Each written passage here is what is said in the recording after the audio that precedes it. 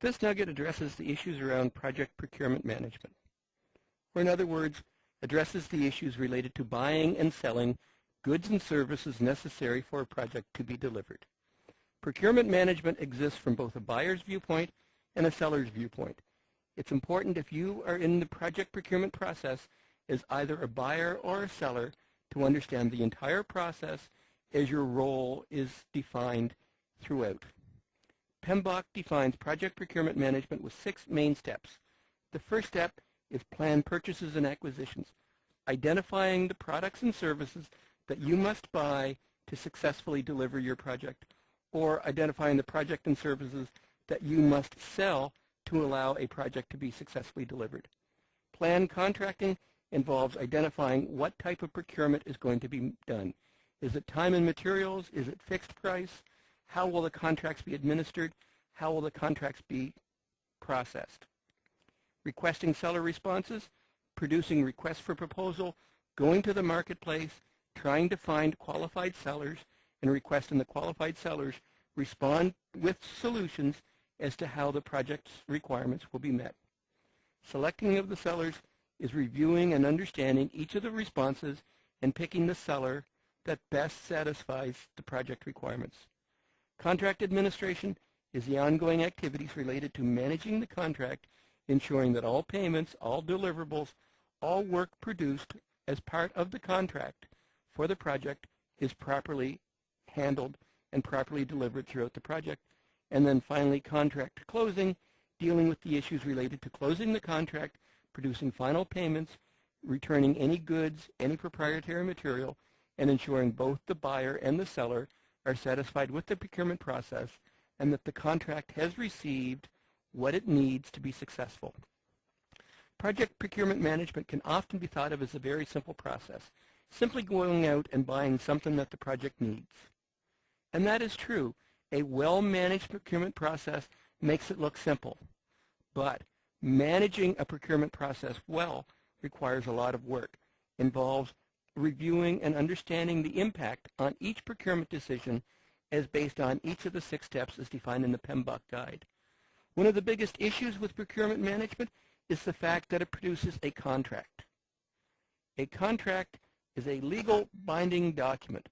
A contract obligates the seller to certain obligations and obligates the buyer to pay for, receive, and approve the products, the services produced by the seller. Each party, the buyer and the seller, must ensure they're delivering to the terms and conditions of the contract to ensure that there are no legal issues, there is no legal recourse taken against the project. As soon as a project goes into legal issues, legal recourse, the project itself is going to suffer and the procurement management process is going to break down. The first step in project procurement management is to plan your purchases and acquisitions. In other words, make or buy. You need to decide if there are products or services that your project requires that can be made by the project team or must be bought or are better economically serving to the project if you buy them. So you're looking for goods, you're looking for services that are required by the project that will be delivered outside the team.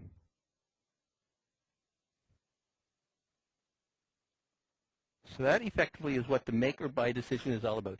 Understanding what goods, what services are required by the project, but they will be delivered by a third party that's not part of the core project team.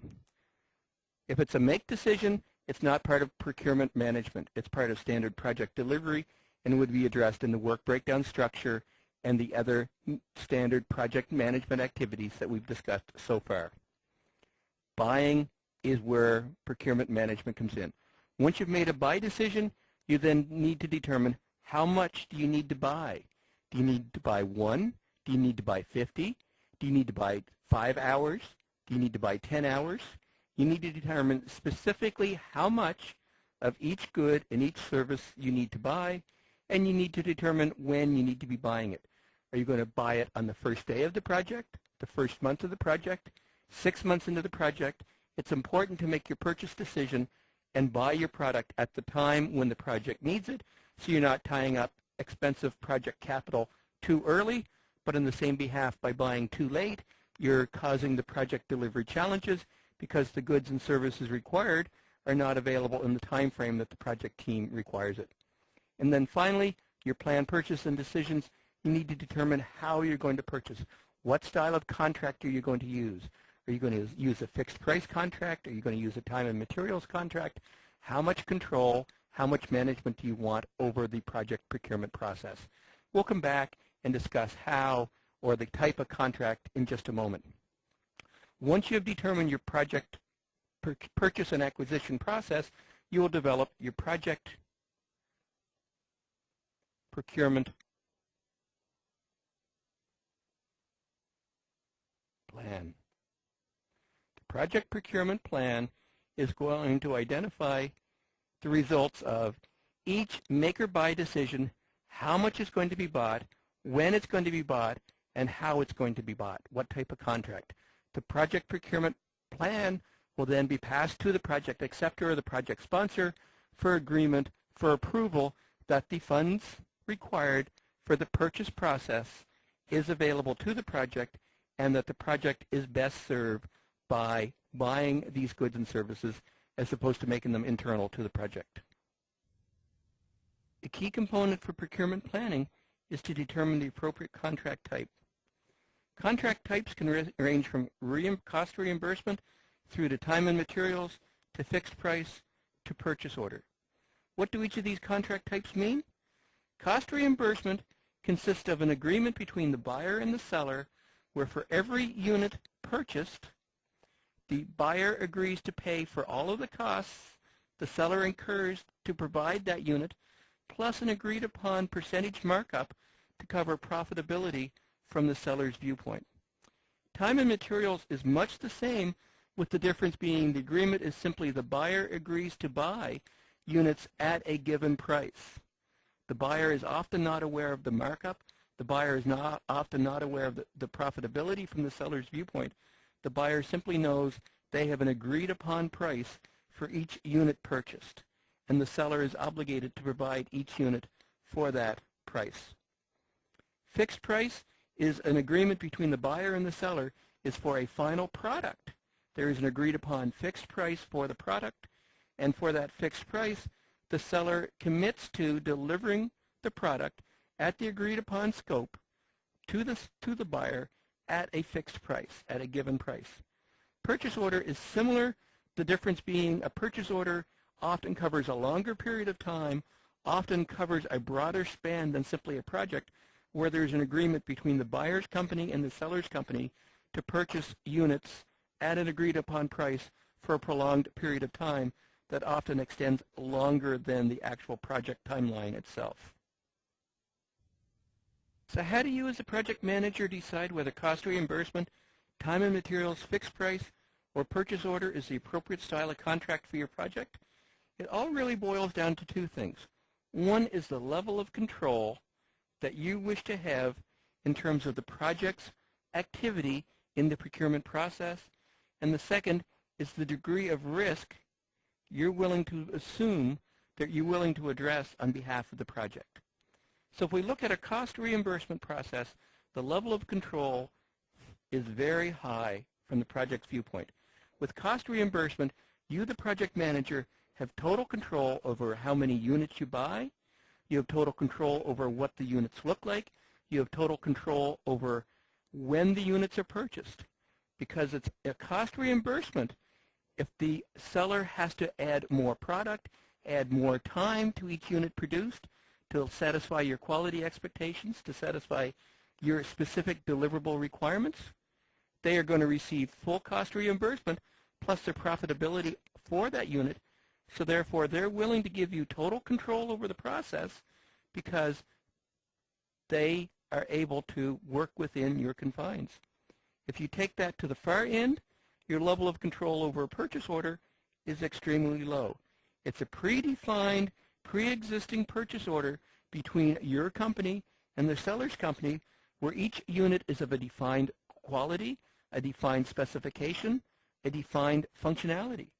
So therefore, from a project's viewpoint, you have very little to no control over each unit, and you must adhere to, abide by, the terms and conditions specified in the purchase order. So if we look at it from the other viewpoint, from a risk viewpoint, cost reimbursement, the project risk is very low. From a cost reimbursement viewpoint, as we discussed, you have total control over the process. You can work with the supplier, you can work with your seller to make sure that the quality is what you want. You can work with the seller to make sure the functionality is what you want. So therefore, the project's risk is very low because you have the control over the process to ensure the final deliverable is exactly what you want. But from a purchase order viewpoint, your risk level is very high because you don't have the level of control, because you must accept the terms, the conditions, the quality, the functionality as defined in the purchase order. Therefore, the risk to the project is extremely high that the end product, the purchase product, will not satisfy your project requirements. And if you look at the time and materials and the fixed price, it really is basically a continuous connection between the level of control your project gets and the level of risk as you go through the various types of contracts.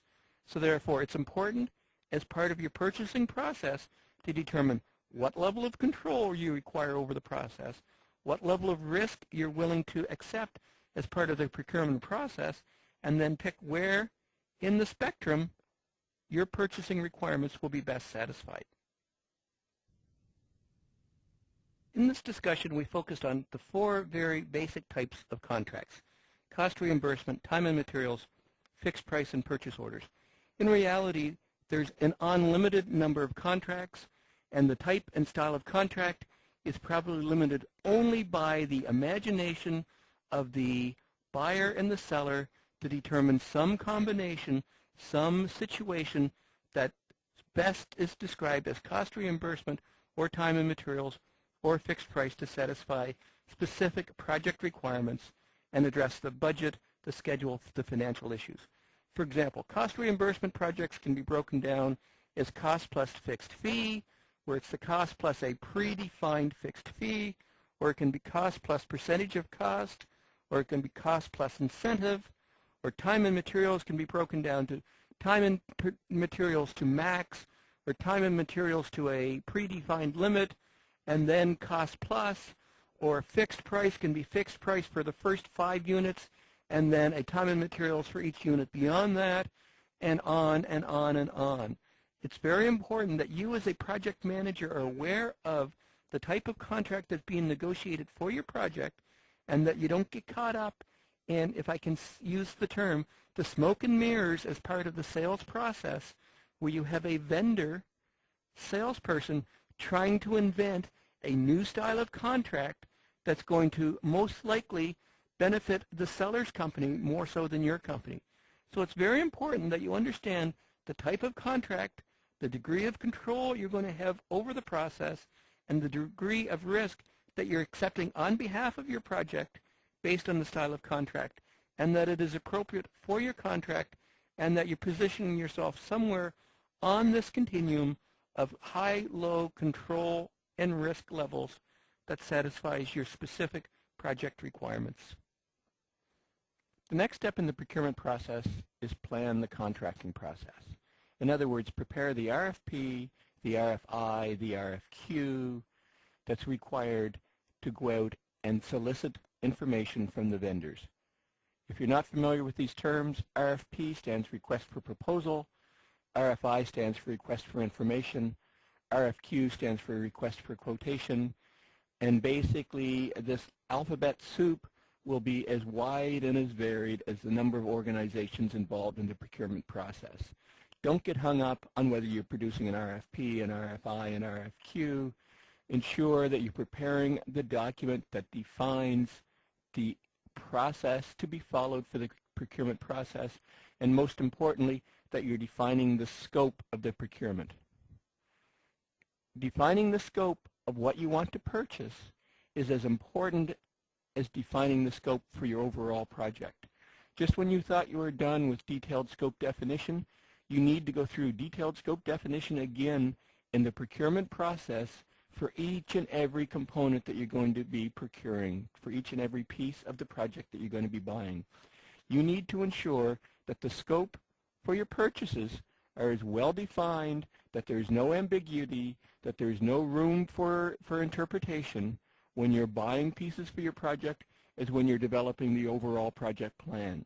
It could be argued by some that the scope definition for the procurement processes needs to be more intense, more well-defined than the actual scope itself, and that's simply because you're entering into binding legal contracts as part of the procurement process, and therefore it's important that the scope definition is so well-defined, so ironclad, that there's no room for ambiguity, there's no room for interpretation in the contracting process, that it absolutely binds the seller to deliver exactly what you need for successful project delivery. So again, don't get hung up on whether it's an RFP or an RFI or an RFQ. What you need to focus on is that you're defining the scope for the procurement process, that you're defining exactly what it is you want to purchase in sufficient detail that it's going to be clear for the sellers that they can respond to your request and deliver a proposal that says, here is how our company will work within your project to satisfy your overall project goals. A key component to plan contracting is developing the evaluation criteria. You need to have a clear, defensible process that you're going to follow when you're going to evaluate the responses that you receive back from your vendors. I'll show you an example of an evaluation criteria that I have developed.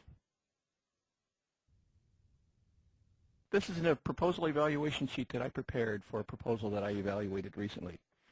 This proposal evaluation sheet is designed to be completed by each evaluator and for each company that has responded to the procurement process. So the company's name would be entered here, and the person evaluating the response would be entered here. In preparing the evaluation sheet, which I've already done, you need to go through and understand the important criteria that's being used to evaluate each response. So one of the criteria we had was references, and we're going to rank each reference on a scale of 1 to 5, where 5 is an exceptional through to 1 below average. And then we're going to rank each one based on experience with package, experience with company, experience with the implementation, post-implementation support, and general impression. We have room here for the evaluator to give their specific rankings on the 1 to 5, as well as we provided weights that will be used in the evaluation process itself. So we believe the first 3 are more important than the last 2, so we've ranked each of these as a 2 versus the last 2 would be 1. So simply, if the person evaluated the proposal and felt the experience with the company was a 3, they would enter a 3 there, and we're doing the simple multiplication across to give us the score for each criteria. If we move down in our evaluation form, and here we're ranking it down, we're giving it based on the overall rank that we want references to be in the total project evaluation or proposal evaluation process. Now we're coming down for suitability of proposed product.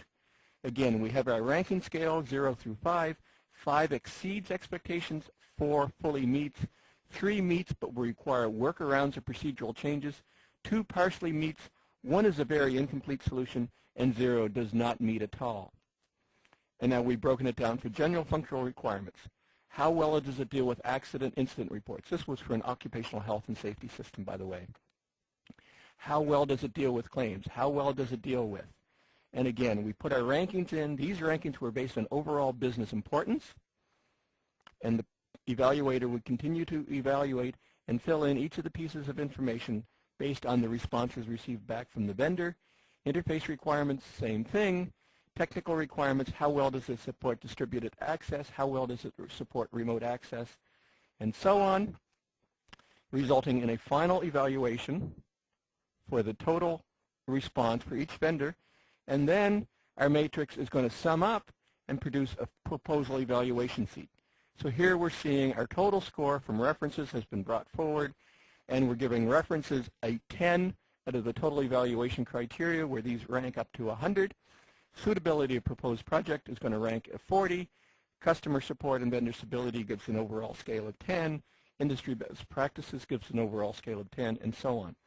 So this is a very detailed proposal evaluation sheet that I have used that allows you to evaluate each and every component of the proposal, evaluate each and every answer on the proposal against your requirements to ensure that you are truly selecting the best product that satisfies the business requirements, as opposed to maybe picking the proposal that was the most well-written, or the proposal that seems to have all of the answers. But in fact, if you really drill down and look at the detailed evaluation, the point-by-point may not satisfy.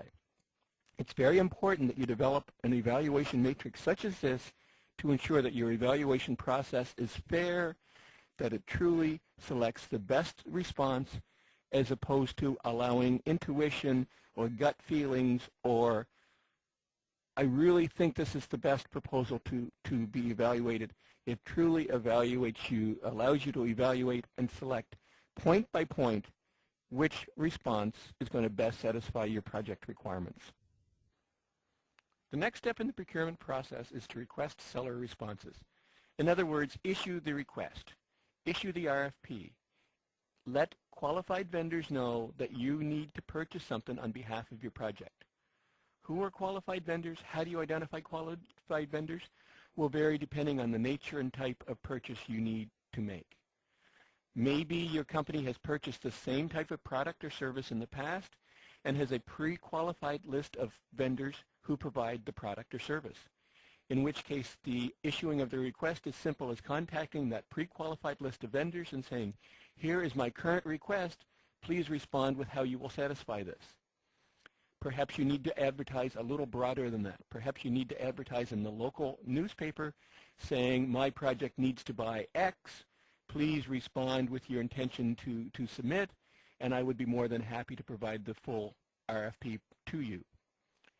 This was appropriate if you believe there are qualified vendors in your local marketplace and that they will be reading the newspaper and be interested in responding to bids based on newspaper advertisement.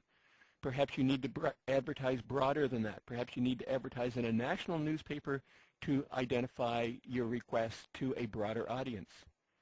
Perhaps your request is very focused, very specific. Perhaps advertising in a trade magazine or enrollment in specific buyer-vendor forums will ensure that your request is issued to or is notified to a well-qualified list of vendors who work in that specific marketplace or in that specific market area. The key is ensuring that you're issuing the request to a well-qualified list of vendors, that you're going to get the best possible set of responses back. But on the same behalf, don't issue the request to such a broad group of vendors that instead of getting a manageable 5 to 10 set of qualified responses back from vendors, you get 250. You have to ensure that you're issuing your request to as broad an audience as you need to get a broad but manageable set of responses, as opposed to issuing the request to an extremely broad audience internationally and getting hundreds to thousands of requests back, which you would then be obligated to review and evaluate. Once you issue the request, you will probably almost instantly be in a clarification process. Although you have attempted to make your purchase request to your RFP as clear, as unambiguous, as well-defined as possible, that you've defined as clear a scope statement as possible, there will almost always be instances where your vendors request clarification. If vendor A requests clarification on point number 15, you should provide the clarification to vendor A, but I would suggest to keep the procurement process as level and as even as possible. You should provide that same clarification to all vendors. A common process is all vendor clarifications will be responded to at the end of a week. So every Friday at 3 p.m. we will issue email, a general notification to all vendors of all clarifications received this week. That ensures all vendors are receiving the same information and are able to submit their bids based on the same set of details. A process often used to ensure that all vendors are working from the same page is the establishment of bidder conferences. At a predefined time, all vendors are encouraged to participate in a bidders conference where all questions and answers will be addressed and all clarifications will be provided at that point in time. The key with requesting seller responses is ensure that your request for proposal goes out to a broad audience, to ensure you get a range of qualified responses, but that you manage the audience so that you don't get overwhelmed with too many responses, and that during the proposal process itself, you're providing all of the clarifications required by vendors, but you're providing equal and fair clarification to all vendors to ensure that all responses received are based on the same set of requirements, and any clarifications and modifications to those requirements through the actual purchasing process itself. The next step in the procurement process is to select the final seller, or sellers if you have multiple purchase requirements. It comes down to evaluating the responses. You've received multiple responses, 2, 5, hopefully not too large a number of responses back from the qualified vendors. You now need to go through and evaluate and respond to each one of the responses. Key is you need to use multiple evaluators so there's no personal biases coming into the evaluation, and you need to use the evaluation matrix that we looked at earlier, that we developed earlier, to ensure that the evaluation is fair and straightforward. Often you will do 2 separate evaluations. Often the technical evaluation will be done first to ensure that the solution satisfies the technical requirements, that it truly addresses the project requirements first, and then secondly, addressing the financial requirement, that once you have determined which packages, which solutions will satisfy the overall project requirements, you will then pick the best package, the best solution based on the financial situation, i.e. the cost for the proposal.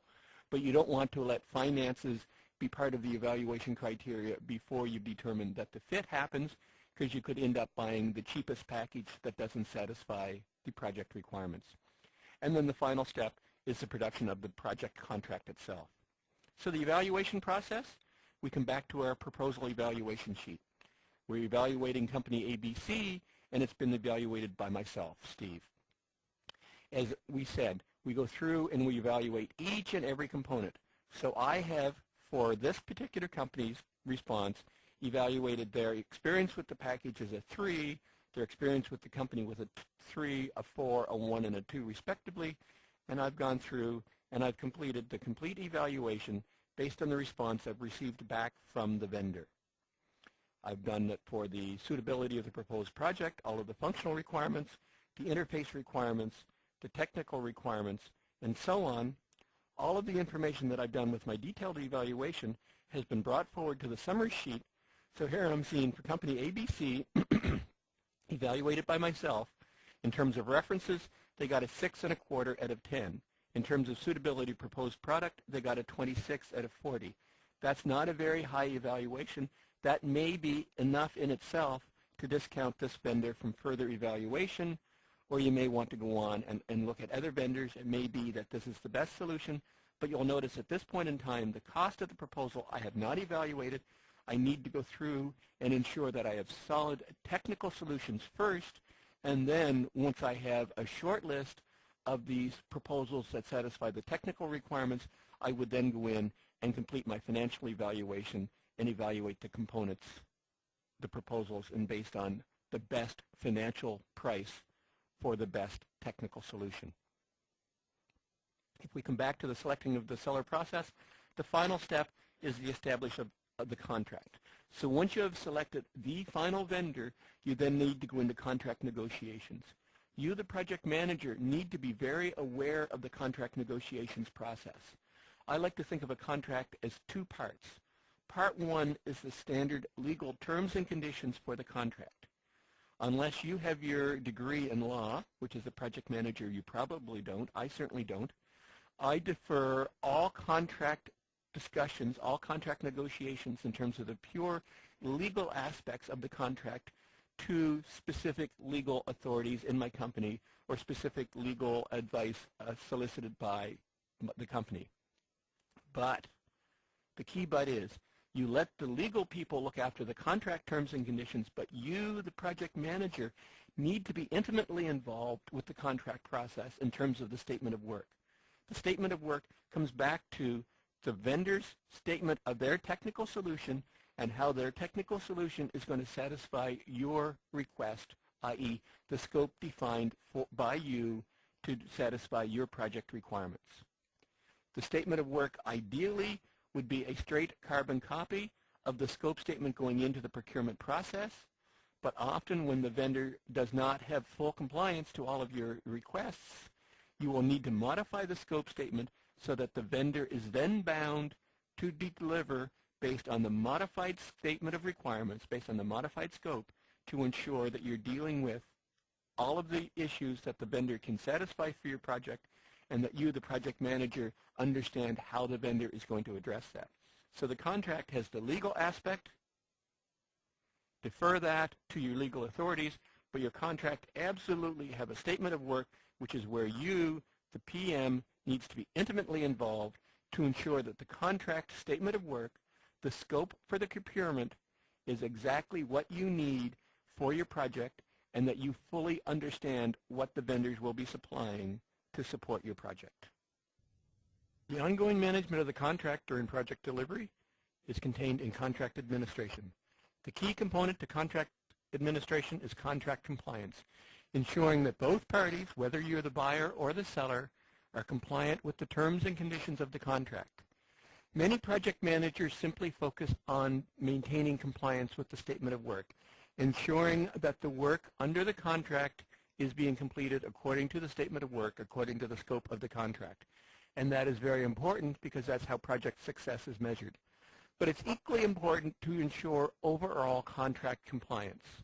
Because the contract is a legal binding document, it's important that both parties, the buyer and the seller, adhere to all terms and conditions of the contract. I'd like to relate to you a personal experience I had where I didn't manage the terms and conditions of the contract properly and had a contract canceled on me. I was delivering a project under contract and was meeting all of the statements of work according to all contact with the buying authority. Everything on the project was going well. They were happy with the work. The work was being completed on time. We were absolutely satisfying the terms and conditions of the statement of work. But without warning, we got notice from the buyer that they wished to terminate the contract with cause. And with cause means that we have violated the terms and conditions of the contract, and they were able to walk away from the contract with no penalties and no fees. How could they get away with terminating the contract with clause? Where in fact we were adhering to the statement of work and everything, the scope, the deliverables, everything was according to specification? They found another clause in the contract that we were in violation of. And it was a very simple contract clause that basically stated the seller, that was me, was responsible for delivering a detailed status report to the buyer by every Tuesday at noon. Well, through personal relationship, we had changed that, and I was no longer delivering weekly status reports by Tuesday at noon. I was delivering bi-weekly status reports every Friday.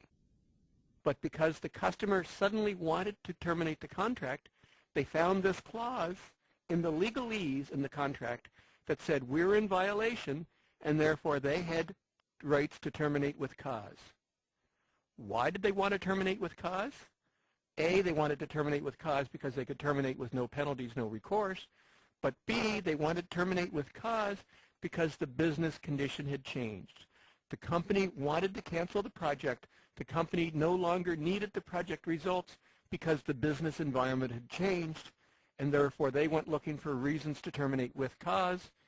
And by something as simple as not adhering to a term and condition in the legal part of the contract, they were able to terminate with clause, and my company had to walk away from the contract partially completed with substantial work outstanding, substantial bills outstanding, simply because status reports were not produced according to a schedule, and I had not executed the proper change management to ensure that the contract was being completed according to details in the contract.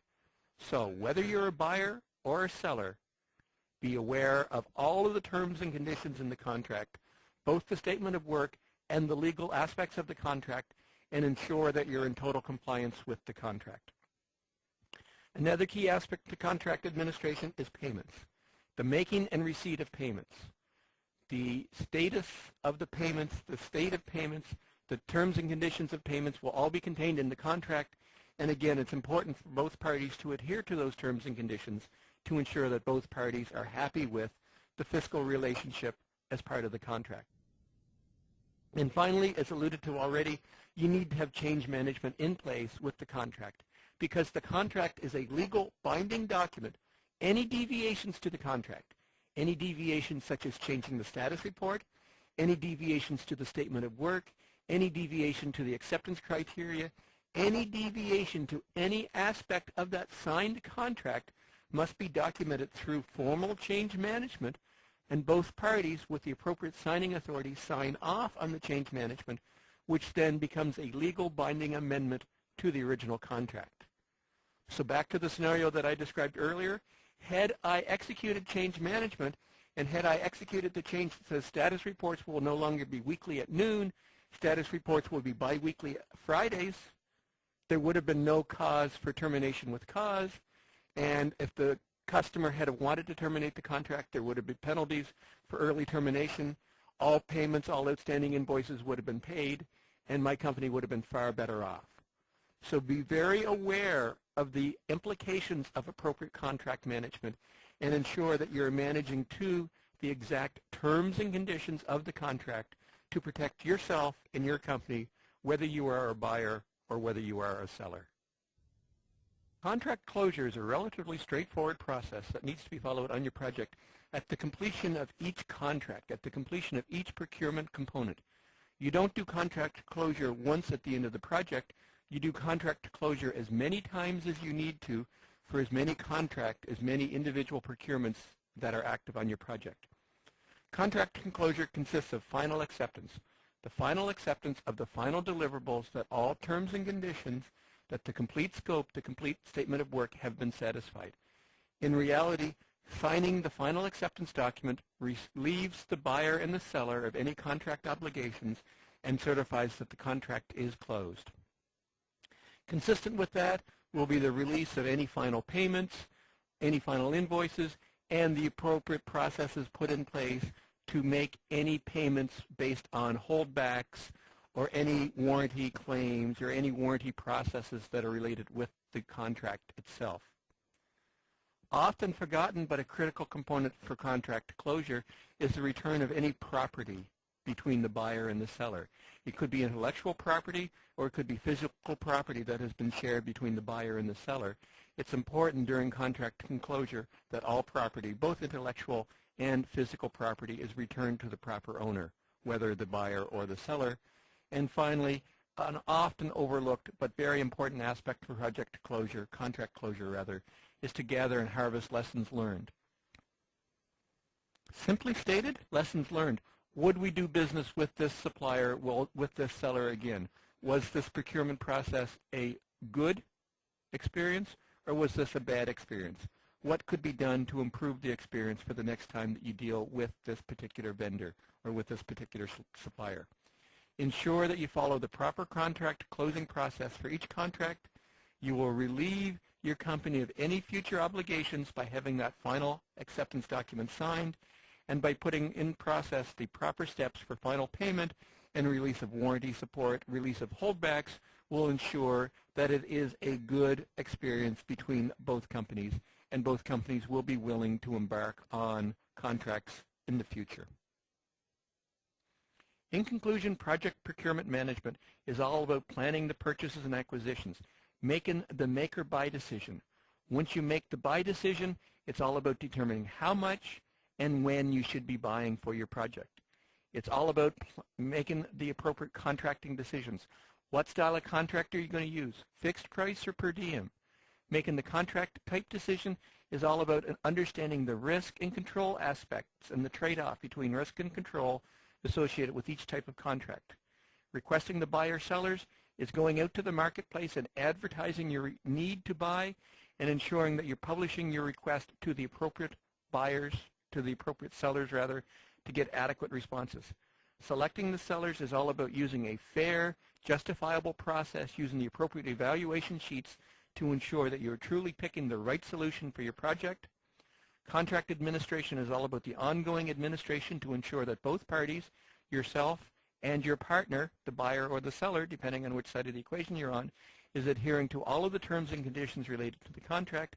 And finally, contract closing is doing final acceptance, closing the contract, getting the appropriate signatures to close the contract, making the appropriate arrangements for final fiscal payment, returning any properties between the buyer and the seller, and harvesting the lessons learned. Should we contract with this company again, what would we do to improve the procurement process the next time we do it to ensure that we're always learning from project history? This concludes our nugget on project procurement management. I hope this video has been informative for you, and thank you very much for viewing.